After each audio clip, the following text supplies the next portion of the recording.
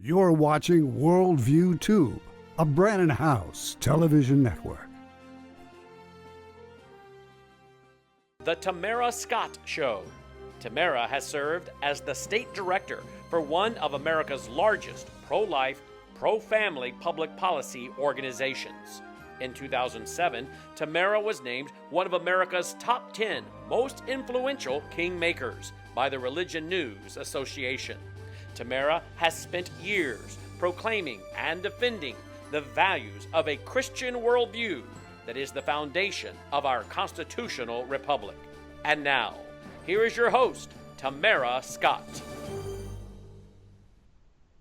Hey everybody, welcome. This is the Tamara Scott Show. I am Tamara Scott, and we help you live God's Word in today's world when the headlines hit home. No matter what the situation, no matter what the circumstance, if God expects you to live through it, He's directed you how to do it somewhere in His Word. So if we can help you find a little comfort, a little direction, amidst all the headlines, amidst all the uncertainties, we'd like to do that. We tell you, don't get caught up in the headlines. Know them, be aware, know your surroundings, so that you know how to adequately plan for your family, strategize what's best in taking care of your family, but don't get caught up. Certainly don't be paranoid, and don't panic, because God has a plan. And so this way you can be praying, you can be prayerful, but don't be distracted. Move with whatever the direction is He's given you for the call He's given you, and He will equip you. Even in the utmost times of uncertainty, as I said, or the strange things happening, He's got you here at this moment in time, and He knew what you'd be walking through. Trust Him in that. Just trust Him in that. I don't know why. I felt like I was supposed to say that to someone. All right, it is Friday. We're going to jump into our show. This is kind of a fun show for me. I don't know why. Maybe you all are not this way, but on Fridays, I am ready. I'm already looking. Well, we used to watch the Flintstones, right? I'm already looking to be down the dinosaur tail at 4 o'clock. Remember the whistle would blow and Fred Flintstone would be heading down the dinosaur tail? That's me. I am ready. So I'm excited, and we can have some fun guests and talk about some interesting issues. Today, joining me is a friend. Deborah Davis is joining me. She's worked for years in the Department of Criminal Investigation, which I would love to just talk to her about that. I have 1,000 questions. That is fascinating to me. Then she, after she retired from there, ran for school board in one of our larger school districts in the state and served there admirably, did a lot of great work there. And in times of adversity, with all of the book issues, the age appropriateness, the obscenity, I guess is the way to say it. She was one of the people in the front line with that. She is now at the State House wearing a variety of hats. She serves as the chair of the Prayer Caucus, the Congressional Prayer Caucus, the Iowa Prayer Caucus, and the Governor's, I think, Prayer Caucus as well. She's also with Concerned Women for America, helping coordinate and set up prayer chapters in every county. Prayer chapters in every county. If you want information on that, you can email me at thetamarascottshow@gmail.com, and I'll pass you right along. And maybe she has an email. She might even have an email for that too. We'll bring her in. Deborah, thank you for joining me today. Thank you so much for having me. It's an honor to be on your show.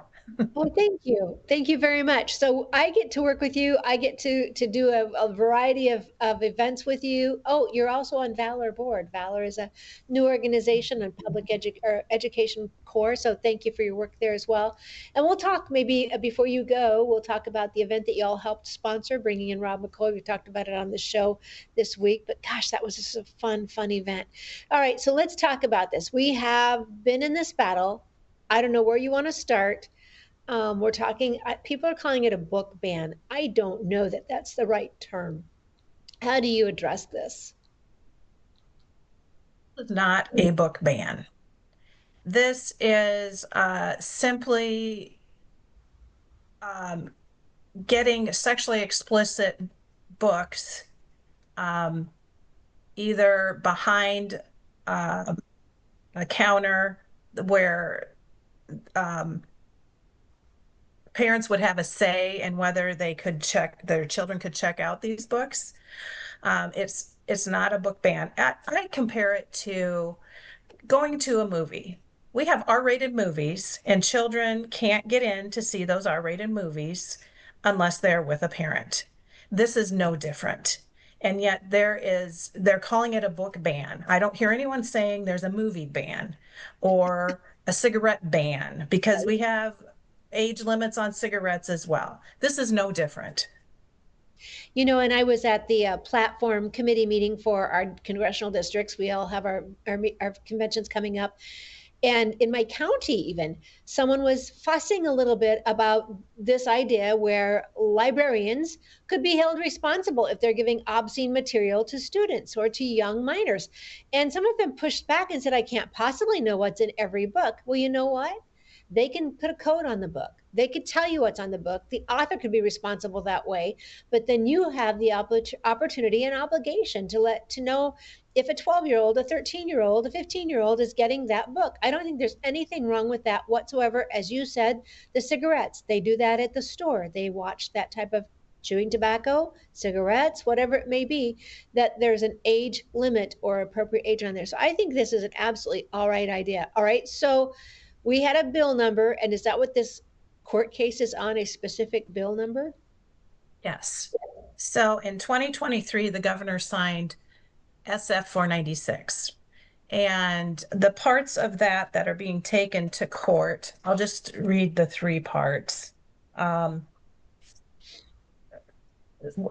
most of the bill went through and is in effect, but there are three parts that Penguin Random House has filed a suit against Governor Reynolds and the state of Iowa. Iowa Safe Schools also filed a case against Kim Reynolds and the state of Iowa. And the parts of the bill they are arguing is, first of all, the law says that all materials in a school district's K through 12 library program need to be age appropriate. And it has definitions of sex acts. So basically no sexually explicit books in K through 12 libraries. And this is just different. It's different. We have books that they may mention sex acts or rape or things like that. But the books that this bill is talking about is those books that are graphically describing in detail the sexual acts, the rapes, and everything that goes along with that. It's one thing to just say someone had sex, and it's another thing to vividly describe in detail how that went about. And in my opinion, because they're making this an LGBTQ issue, why are there so many LGBTQ books with sexually explicit detail in them? And some of these books are graphic. They have graphic detail, and it is pictures. So, okay, so that's the first thing they are arguing. Then the second thing is there's a prohibition on school districts providing any program, curriculum, test, survey, questionnaire, promotion, or instruction relating to gender identity or sexual orientation to K through 6 students. And then the third is parental notification, related requirements for notifying parents about certain student requests involving gender identity. So that would be parents have a right to be notified if their child is in school identifying as something other than their God-given sex. And some schools have hidden this from parents. So that's what this part of the bill is talking about. And I just want to say, I find this very interesting. Penguin Random House, HarperCollins Publishers, and other publishers and authors sued over the provisions of the law that dealt specifically with the availability of materials in the school libraries. Well, why are they suing? Because this is all about the money. So I just wanted to mention that as well. So that's basically what has gone to court. And because Governor Kim Reynolds has been named in this lawsuit along with the state of Iowa, Attorney General Brenna Bird is representing Governor Kim Reynolds and the state of Iowa. Okay. So it's excellent. Thank you. There's a lot of good information here. Remind me again. So it's Penguin, and is it Random Publishing House? Who all was in that lawsuit? Penguin Random House, HarperCollins Publisher, and I actually submitted a statement the first time, which there's a whole series of events that this happened. Yeah. Penguin Random House, HarperCollins Publishers, and other publishers. Okay. And so just to our viewers, they're suing because they want obscene material in front of your K through 12th graders. That's what they're suing over. They want obscene material in the libraries. That's what they're after. Basically. I just want people to know they're not just okay selling it. You can buy it online. If you want your child to have it for whatever reason, you can get it. They're not okay with that. They want it in the library in front of your kindergartner, second grader, third grader, fourth grader. All right. And then you talked about the fact that they had to notify parents if a child was experimenting, questioning their gender, changing their gender. We have had cases. I've had Bernadette Broyles on this show talking about, I believe her name is January, I can't think of her last name, who had a child that they tried to transition or cross-dress, at least without her permission and knowledge. So this is not new. We've heard several cases like this. All right, we've got time yet. Let's play, this is a 1-minute clip from KCCI, which is a local CBS affiliate, and it gets quite a bit in here, but let's just play this. And I don't know if you can hear it. I apologize to you, Deborah, but we'll go ahead and play this for our viewing audience. Thank you, Thomas. And breaking news at 4, a Court of Appeals decision has now overturned a preliminary injunction that prevents Iowa's so-called book ban law from taking effect. Yeah, the law bans books depicting sex acts from being used in schools. It also requires schools to prioritize age-appropriate instruction and prohibits instruction relating to gender identity or sexual orientation in kindergarten through 6th grade. Parts of the law have been on hold ever since. Stop right there. So you couldn't hear it, Deborah, but they're just talking about when they're depicting books that depict sex acts. So you have two anchors, local news folks, people in our community telling us that this bill, depicts sex acts, and that anybody is okay with that is beyond me, and that they're going to prioritize books by age appropriateness. Okay, now I've been in this battle for 30-some years. We were using the terms age appropriateness, gosh, back in the 90s, and we said then this is code that you'll do whatever you wish, and we don't have age parameters on it. And now we're seeing that's exactly what they've done. So age appropriateness. All right, anything else you want to say on this before we go on? Yes, I would just like to give the timeline of how this litigation has transpired. All right, hold on. I'm going to go ahead and play the rest of that clip, if I may. I want to get the Attorney General's comments. I wish you could hear it. All right, let's go ahead and finish this clip out. Since the preliminary injunction went into effect last March. In a statement, Iowa Attorney General celebrated the ruling, saying, quote, parents should always know that school is a safe place for their children to learn, not be concerned they are being indoctrinated with inappropriate sexual materials and philosophies, end quote. The ACLU of Iowa calls the ruling a setback, but not the end of the fight. The case now goes back to a district court for further consideration. All right, so the ACLU calls it a setback. Think that through, parents. Not being able to put obscene material in front of your children is a setback to the ACLU. And then they were talking about the Brenna Bird statement, which we appreciate her coming out on this. Representative Holt, on his Facebook page said this is a massive victory. Republicans have pointed out all along this is not about banning books. Oh, and that's the other thing. They kept saying banning books. Your news anchors, your media is fomenting this faux idea, this false idea that books are banned. They are still there. They're age appropriate. And then the 8th Circuit ruling is profound importance in stopping the sexualization of our young children and upholding parental rights and in stopping the indoctrination of our children. That is from Representative Steve Holtz and Brenna Bird said basically the same thing, that parents should have peace, that when they send their kids to school, they're not going to be sexualized, they're not going to be indoctrinated, and they're not going to be hit with this type of material. All right, now I'll let you explain the timeline.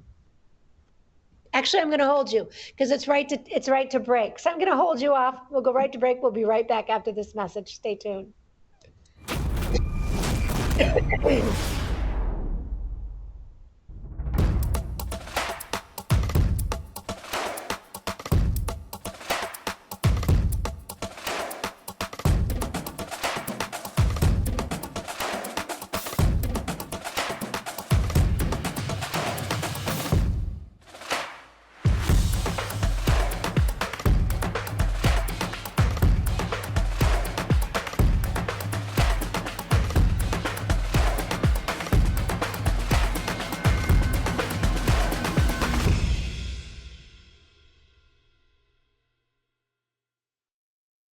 I need to tell you about our Bella Grace. The slender little sachet has the elixir with the collagen, astaxanthin, and cat's claw.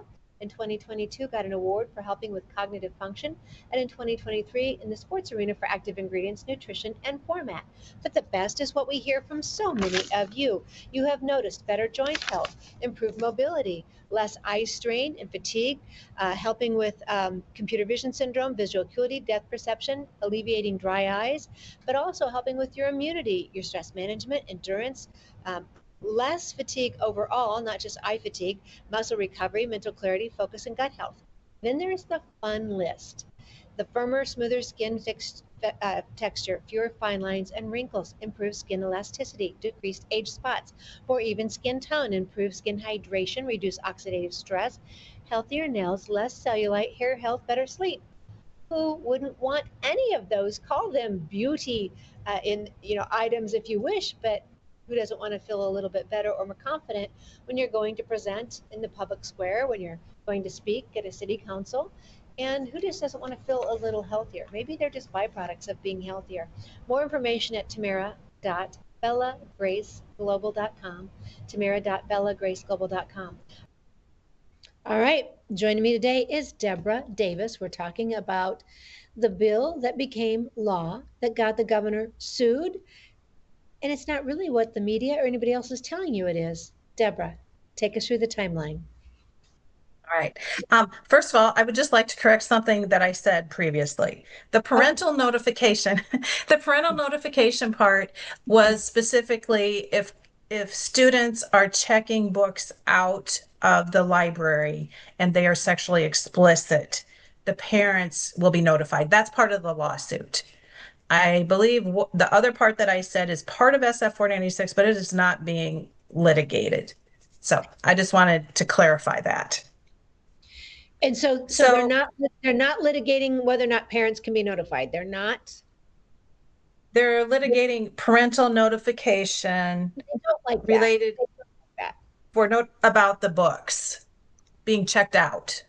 So they don't want parents to know what their kids are doing that could cause their kids harm. I mean, whether it's pornography that's visual or pornography of verbal or written word, still causes the mind to go through this situation. And we now know there are issues and there are ramifications when that child is a developing brain is going through some of this. And so, but the ACLU and others, or I don't know if it's the ACLU suing, but the others that are suing don't want parents notified that their kids are even becoming aware of these things. Right. I'm laughing because when I had my kids in the public school before I yanked them out, I had 4 kids in each building. I volunteered, and one day one of the instructors said, "You need to be here such and such day." And I said, "But I come in on Thursday. That's my day." And she's like, "No, you need to be here. Happy Bear is going to be here." Did you ever hear about Happy Bear? It was a program with one of the hospitals, and Happy Bear came in this big old fat costume, and I guess fat's not a word I should use, a big round bear, and they had this little bikini on the bear. And then they went through the anatomically correct words, definitions for every body part underneath the bikini, and they told the kids if someone wanted to touch you there, that was not proper, that was your private, and you needed to alert someone, and they wouldn't let parents know ahead of time. So your child got this innocence taken away with these terminologies and the idea of somebody touching them, which takes away a little bit of their innocence because they didn't want to trust parents, because sometimes it is a parent or sometimes it's someone you know. So they wouldn't even give us a warning on this. So here they are bringing this out to our kids, talking to our kids about this, to warn kids about these terms, to warn kids about being touched. And now they want kids just 20, 30 years later, they want kids to be able to hear these terms and to know what you do with these physical acts. Wow. You're setting these kids up to be victims. The groomers will tell you, you are taking away their innocence, and they are more likely to be victims of sexual abuse. Yes. Okay. Didn't mean to take you off that track. Go ahead. That brings to mind, when I was sitting on the school board, there was an opening for me to read from one of the books because it was on the agenda, and I started reading it, and I was told after the meeting that I can't read those books during school board meetings because there might be kids online that might hear them. So, but we had them in our school. Yeah.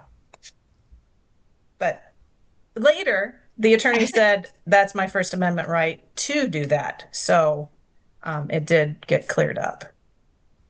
So the very thing they're fighting is why they told you couldn't read them, because a child might hear it. And that's happened to multiple parents across the nation. Okay, go ahead. Go ahead on your timeline. Okay, the timeline. So May 26, 2023, the governor signed the bill. Late 2023, the lawsuits were filed. December 29th of 2023, Federal District Court Judge Stephen Locher, who was appointed by Biden, filed a preliminary injunction on the law. So because of that, those parts of the law that were being contested with the lawsuit could not be put into effect. So for all of the schools that removed the sexually explicit books from their libraries, most of them put them back into their libraries. Then August 9th of 2024, this is almost a year later, the U.S. Court of Appeals for the Eighth Circuit reversed a previous ruling by the Federal District Court judge granting a preliminary injunction. So they lifted that injunction. So those parts of the law were then again in effect. Then in March of 2025, the Federal District Court Judge Locher, again, the same guy as before, who has been appointed by Biden, issued a set of parallel temporary injunctions while the two cases were being litigated. So the injunctions went in again, and the books could be put back into the libraries. Then April 2026, the U.S. Court of Appeals, which was just a few days ago, they, for the Eighth Circuit Court, lifted the injunction, allowing SF 496 to be enforced. So those parts of the law are again supposed to be enforced. So those sexually explicit books need to come out of the public school libraries. However, the rulings do not decide the case's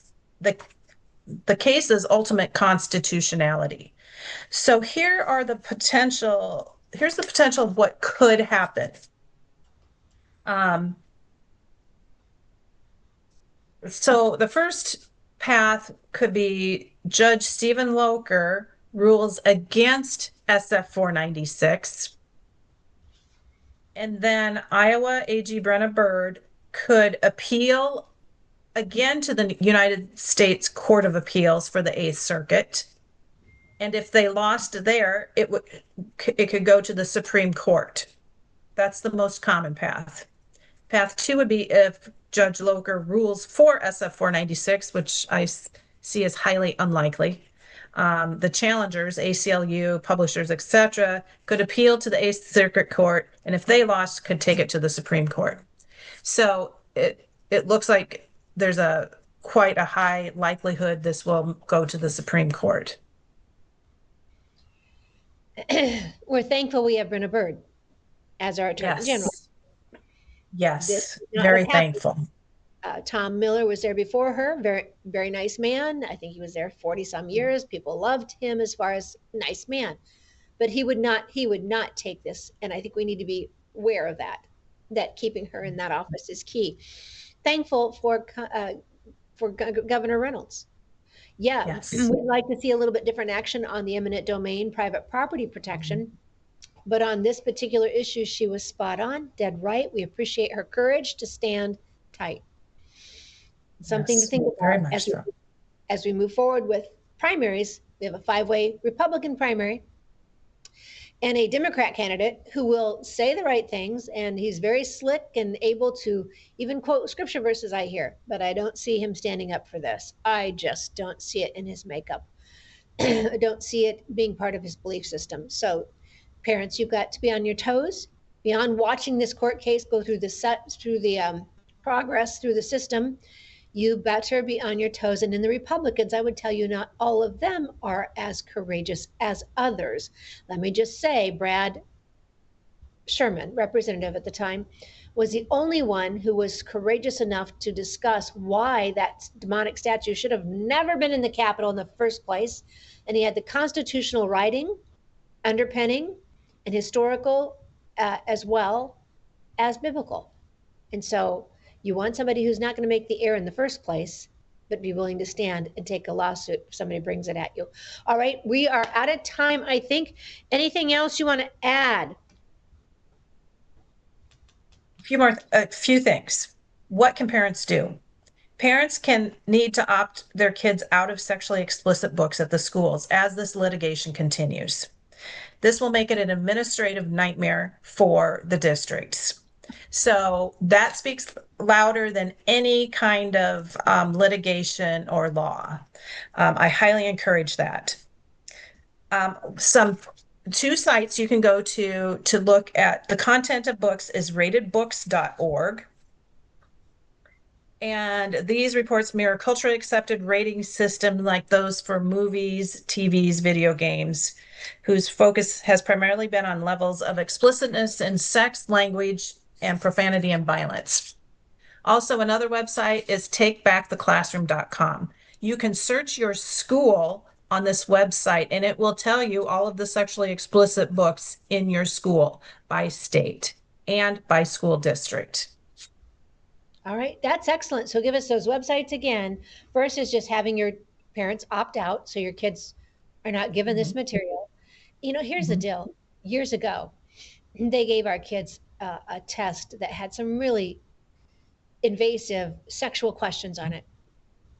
And they denied it. And I finally got to a principal or a teacher, and I said, if I came to the playground and I asked these students that same question, would you have action against me? Oh, absolutely. And I said, why, with you being a teacher, with the credibility of being a teacher, why can you say these things that are offensive, that you say you would have had me probably arrested? Why is it okay then if it comes in the classroom? This has got to stop. So the opt-out is a good idea. Ratedbooks.org, that's your second website. Yes. And then takebacktheclassroom.com. Yes. Great resources. Deborah, thank you for staying in this fight. You're no longer on the school board. You served your term. You did well. You served honorably. And thank you for being in this fight, staying in the battle, being at the State House and staying involved there as well. Really appreciate everything you do for our country and our state and our nation. And we have, let me see, if we have any time left, you were very helpful in getting us to the event with Rob McCoy. Anything you want to add on that? That event, the Iowa GOP inaugural faith event, was amazing. And Tamara, I just want to thank you for all of your hard work putting that together. You did it with excellence. It was honoring. People came and they loved the event. It was God-focused, God-centered, and it was all of the conservatives. And it was refreshing because I felt like we were in unity again. And Pastor Rob McCoy just had an amazing message that spoke to the hearts of so many people. And I think there was some healing that happened through that event as we were there in unity, because it wasn't focused. We're so divided right now because of the primaries for the governorship. But this was a healing evening, and Pastor Rob McCoy was amazing. Just the message he brought, and I just felt it brought a lot of unity to our conservatives here in Iowa. Well, thank you so much. You helped too. You helped me promote it. You gave me that encouraging, every time this is intimidating. And people like you would just say, we can do this, or how do we do this? Just that you had people with you helping along the way. And you're right, God just brought it all together. I mean, it just had his anointing on top of it through every detail. And it was just even our chair of our party, it was his idea to start this Faith Coalition. And I've said to others, the other party tried to kick God out of their platform in 2012. You all remember the votes that happened in Florida several different times. But we may not be the perfect party. We still try to honor the God who is perfect. And we don't exploit our faith for political gain, but we try to make sure that our political views are in line with our faith. So it was a great event. Deborah Davis, thank you for being here with us today. I appreciate the work that you're doing. To everybody out there, stay tuned. We'll be right back. Terry Warner's joining us, talking about peace. If peace is so important, it ended up in God. Do you like drinking toxins that could cause cancer, inflammation, and all kinds of other autoimmune diseases? Of course you don't. Well, much of our water in America is full of toxins. That's a proven fact. WorldviewWater.net. WorldviewWater.net is your solution so that you can drink good, clean water. In fact, I give it to all my 3 fur babies, all my 3 dogs. I have one under my kitchen sink, one of these filters, as well as on my shower. WorldviewWater.net. This is our new NutraSwish, Numi NutraSwish. You can find more information at Numi, neumi.com/TTSS.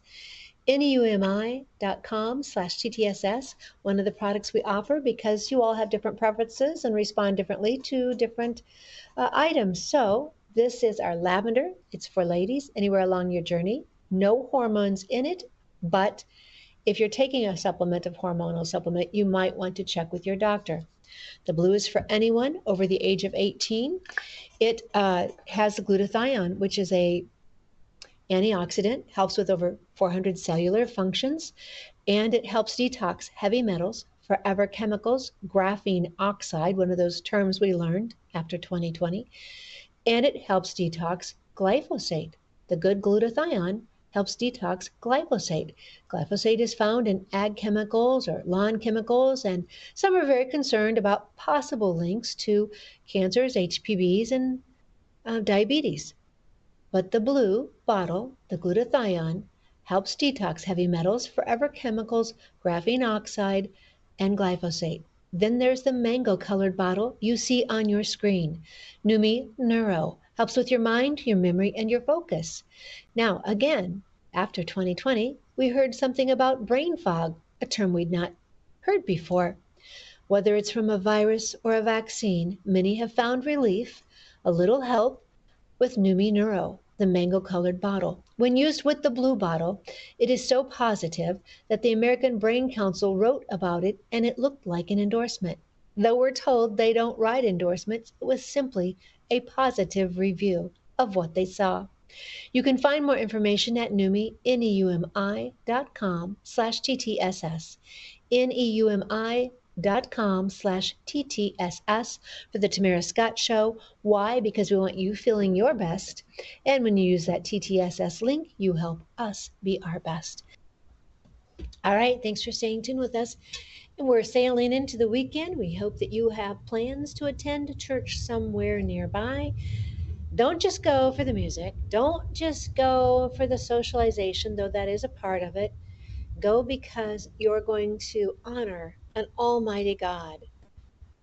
When they used to go to the temple, they took their sacrifice to the temple. It was how they paid penance for their sin. It didn't forgive their sins, but it paid penance for their sins.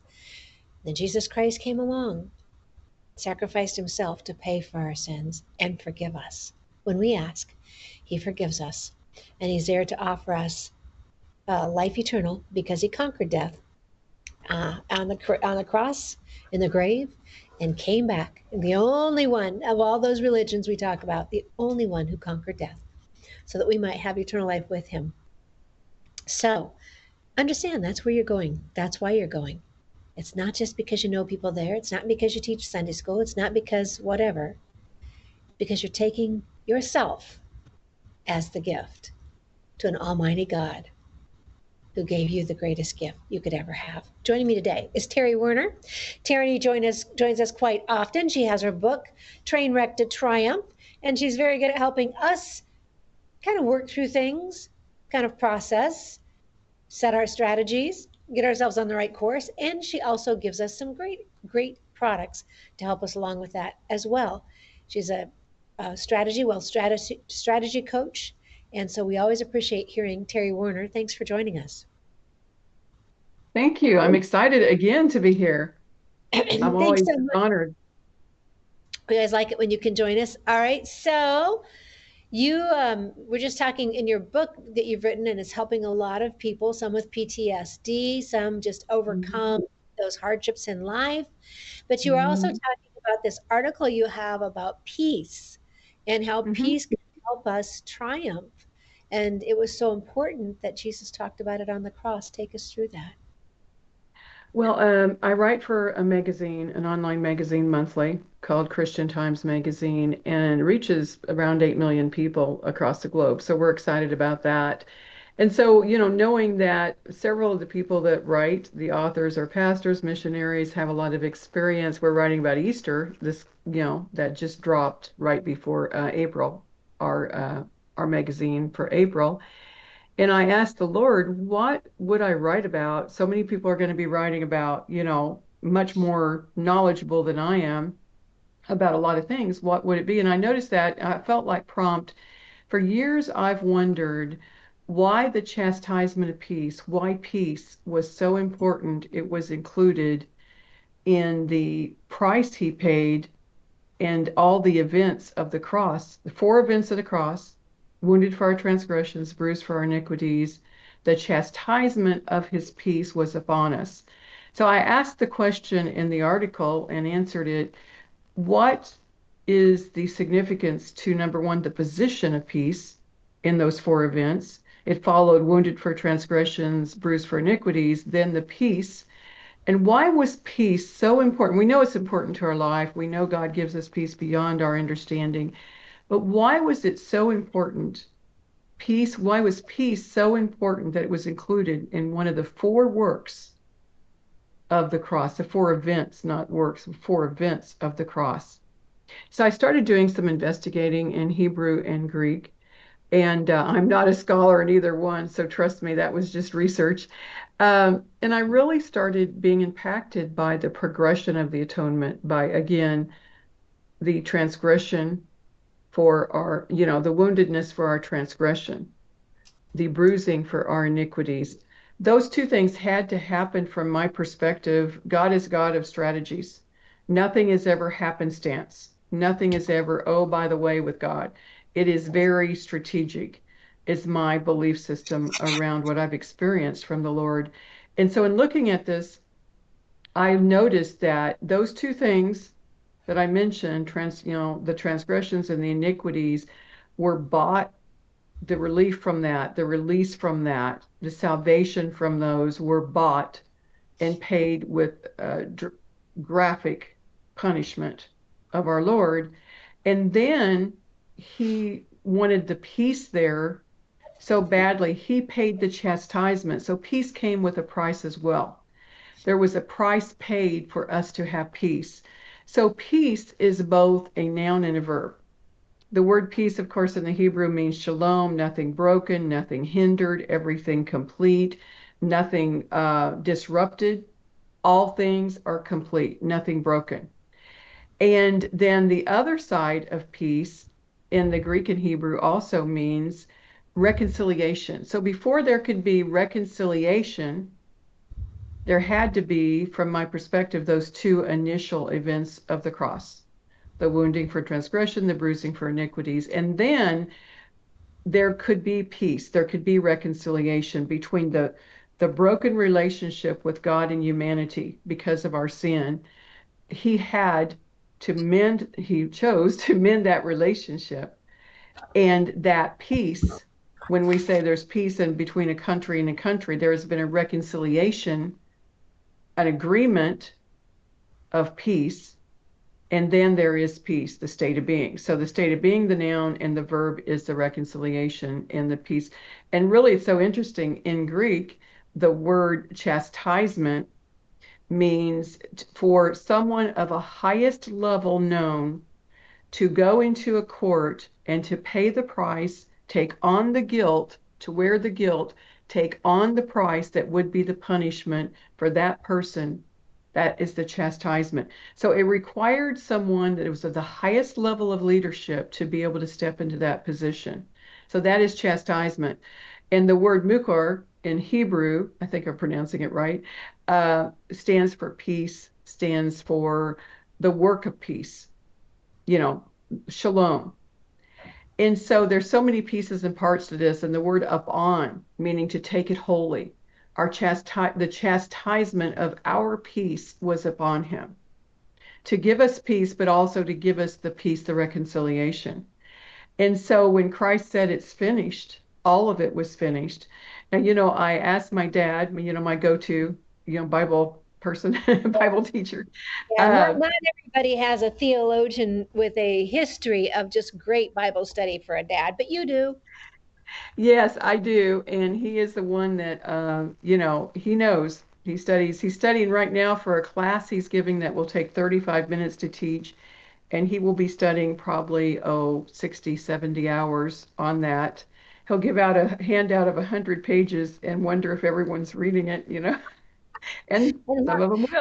Some of them will. Tell our viewers how old your dad is. He'll be 93 in July.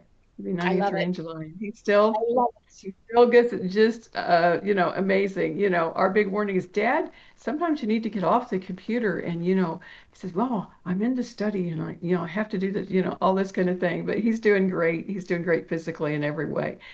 So I called him. I had bought tickets for him and a friend of his to go to the Gaither. At Christmas, I bought him and it came up. And so he was just walking in the door at 10:30 at night. And I said, hey, I need to know something, but I only have 5 minutes before my deadline. And it's a big joke with my, with the magazine I write for. I think it's a joke. I don't know if they're laughing a lot. I rarely meet a deadline.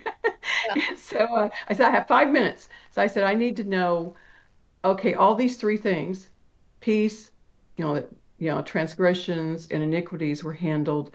Then we go to the outcome, the wounding, the stripes, the 39 stripes for healing, which I believe is for every single area of our life. It is for physical, mental, emotional, relational, every single thing that touches us, touched him.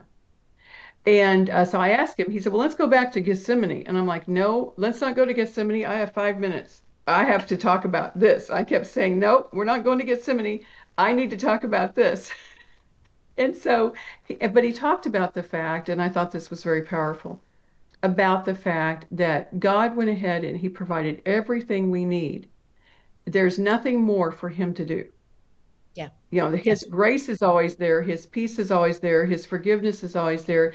But there's no other act that needs to be done. No other event of the crucifixion is like on hold. It's all done. And he said, when we talk about the healing, God wanted to make sure that every single thing was encapsulated, included in the cross, so that we, as human beings, we are in full control of where we spend eternity. We make a decision. Our choices take us to one place or the other. There's only two. And so it's our choice based on what he did for us. It's our choice how we accept it, how we ask for it, how we access it. And it's our choice. He gave it free will, our complete choice on where we spend eternity. And so that was his take on all of it. And I'll just say my pastor spoke on Easter. Obviously, it was Easter last Sunday. And he he gave the historical information on the crucifixion from what the Romans had begun to inflict right before the crucifixion of Christ. And I will tell you, it was so impactful and so overwhelming that me, who I grew up in church like you did, I mean, I've been to probably 6,000 Easter services, or at least because we keep hearing the recordings and, all this kind of thing. But I heard information in a different way. And really looking at history, now we know the history. More so than the words in the Bible were very almost discreet about the punishment, if you think about it. There was so much information on what they did and how they did it. And so I wanted to write this article, The Chastisement of Our Peace was upon him. He took on another punishment as if the wounding and the bruising was not enough. He took on another punishment. And the interesting thing about the wounding, the stripes, one thing I'll mention on the healing is they did it in a way that where they took construction pieces of other villages area and glass and all this we know, and they put in that whip, and it would rip the flesh away from the bones to such a degree that his nerves would be exposed. When we have a nerve in our tooth exposed, we're like, it's a 911. All his nerves were exposed to everything we would be exposed to and more, so much more, so much more. And I think that's so powerful because that speaks to every tiny particle of our life was paid for. All of it. And so I just wanted to bring that forward a little bit today. Yeah, great teaching. Absolutely great teaching. Thank you so much. And you ended just in time for us to go to break. We'll be right back with Terry Warner. Stay tuned.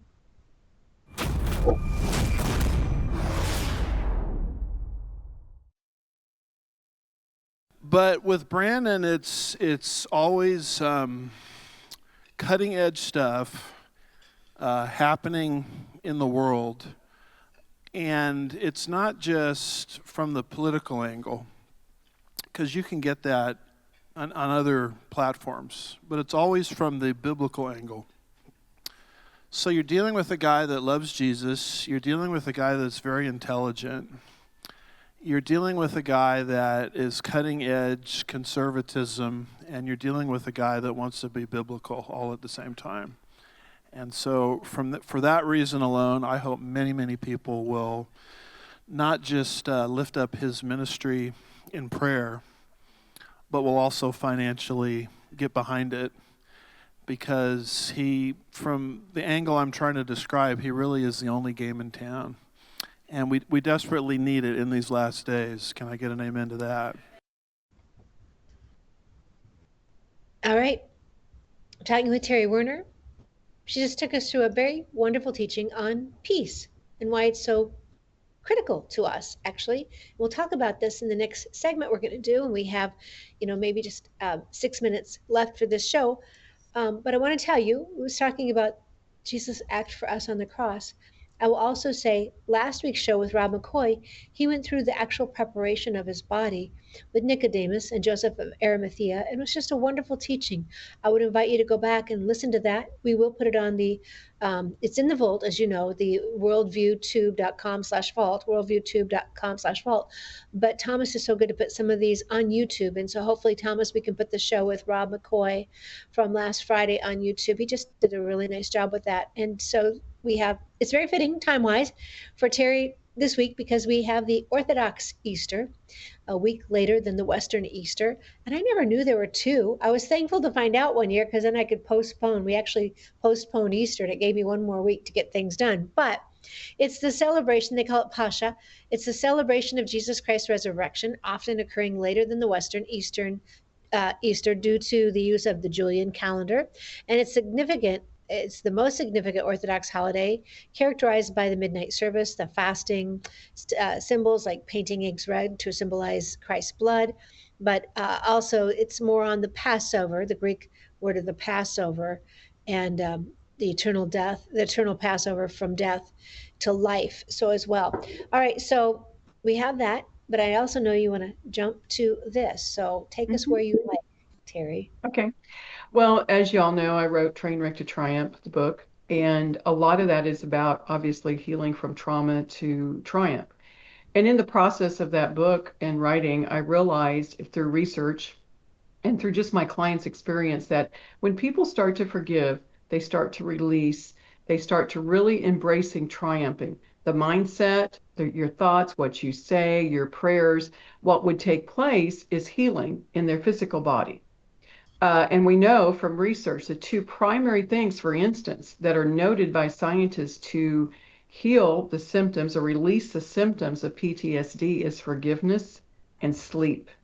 So I noticed that when I coached people, many times they could go as far as they could go and things went forward, but they went forward with accelerated levels when they were encouraged to participate by using a nutritional product. So I found a nutritional product that is all natural, that has a frequency, healing frequencies infused through fluid and through metal at the bottom of the carton into each of the product molecules.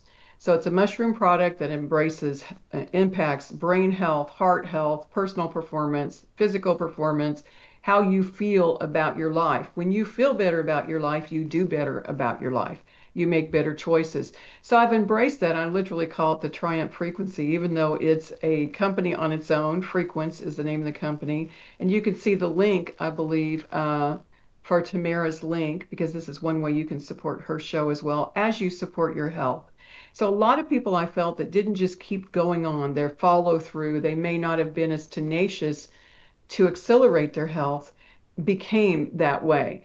It impacted to a great degree how they felt. They were able to think more clearly, have more clarity, have more focus. One of the products definitely impacts sleep. They were able to sleep and release that loop. Sometimes you get a negative thought comes in right when you go to bed and you wake up at 1 a.m, even though you've been asleep for 2 hours, and that loop of thinking, that thought keeps going on. That can hinder sleep for hours a night and hinder how you feel when you wake up. It impacts how you feel when you wake up. Do you wake up feeling energetic? So the frequency creates a resonance in the body. That is an agreement with the body. Nutrition brings nutrition into the cells, but the frequency, the healing frequencies prepare the cell to receive the nutrition. It lowers inflammation so the cell is available, because inflammation creates a ridge around a cell that keeps nutrition from coming in. So we lower that. So good nutrition is getting to the cells, but the frequency is what organizes the nutrition, what makes sure it gets to the right cell. It actually is a signaling that just makes sure the right thing is happening, because healthy cells communicate with healthy cells. So I've added this product into what I do. I suggest it for those that are reading the book or those who are not. If you want to really feel good quickly, all naturally, this is the product that I have found. And even the jewelry, I'm wearing the jewelry right now, if you can see, even lowers EMFs, electronic magnetic field, that comes into your body from cell towers, microwaves, coffee pot, coffee makers. It's all over the place, and it is impacting our health. And so the product, when you drink the product or you wear the jewelry, you're actually lowering the EMFs in your body, which is amazing. We have stickers for your electronic, your phone and your laptop. There is so much going on that we don't know about.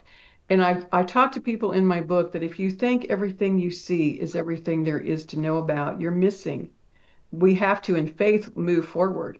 And sometimes it's even hard to have faith. It's difficult to have faith to believe when you don't feel well. Yeah. When you're not embracing health, when you're not feeling energetic and connected and excited and able to communicate effectively and recall things effectively and have focus. And there's just a feeling that takes place when you feel connected, that every cell of your body feels connected. Your brain health, your recall, your stability of how you think. Are you back and forth a tremendous amount on how you think? One day's a good day, one day's totally not.